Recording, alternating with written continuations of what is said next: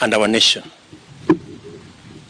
The court decision reaffirms that Kenya is a country governed by the rule of law, not the rule of men, where the Constitution and the sovereignty of the people are supreme and not the political elite. However, no one has lost and no one has won.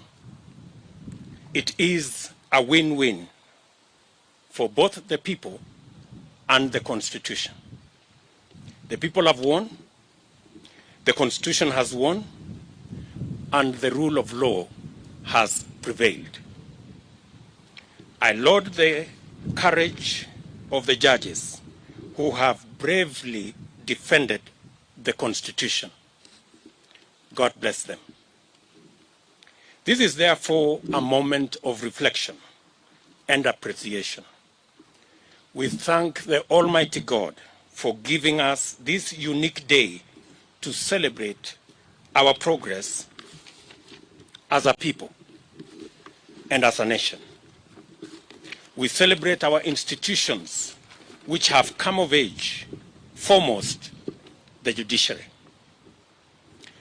Our Constitution continues to reveal itself anew, day after day, and the living expression of the sovereign will of Kenyans.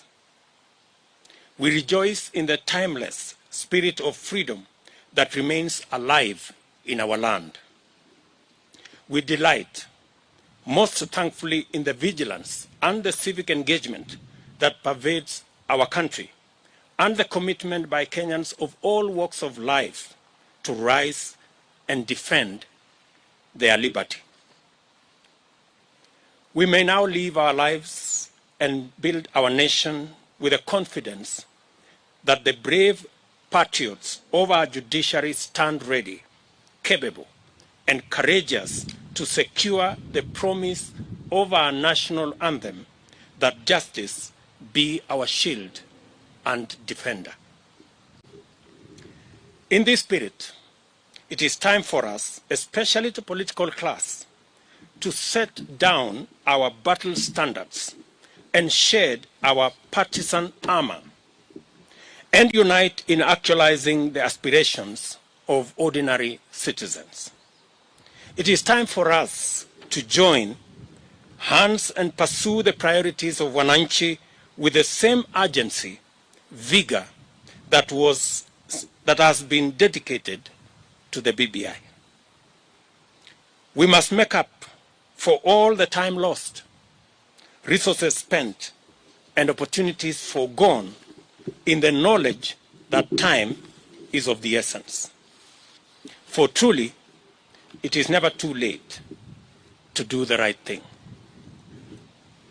I therefore plead with all leaders to harness the spirit of bipartisanship and direct our minds and energy towards efforts that positively affect the well-being of all our citizens.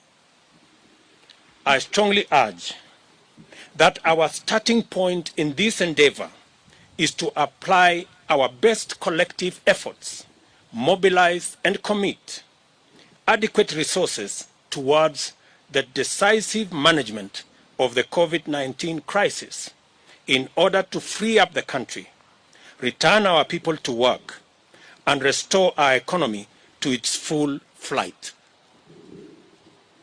We must agree that rolling out a vaccination program to cover the entire nation is imperative if our nation is to have any hope of recovering lost time and catching up with a world that is quickly recapturing its rhythm.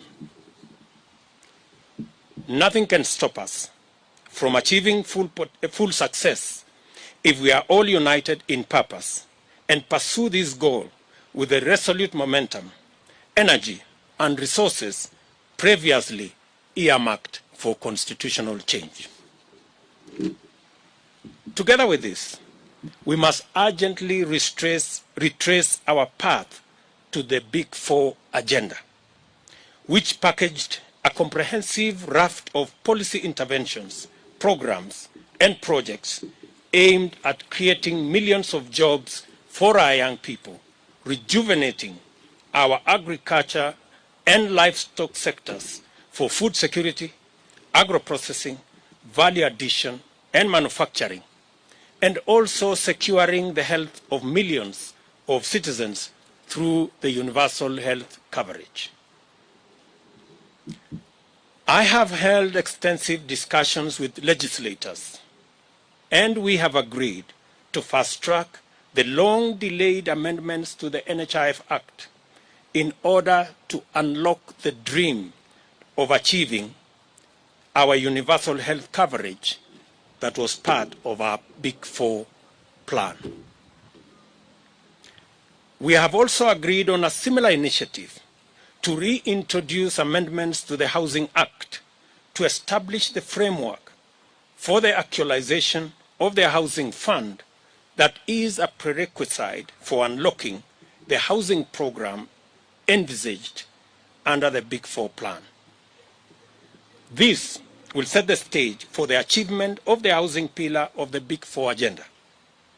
The housing plan's twofold promise of making affordable housing available and also creating millions of jobs for young people is the sort of intervention this country needs for this critical moment.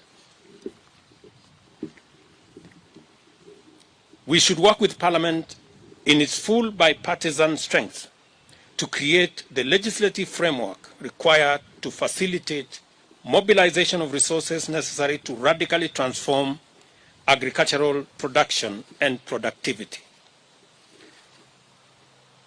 This should enable Kenyans to achieve food security and nutrition sufficiency and create a surplus for diversified agro-processing and manufacturing under the industrialization plan.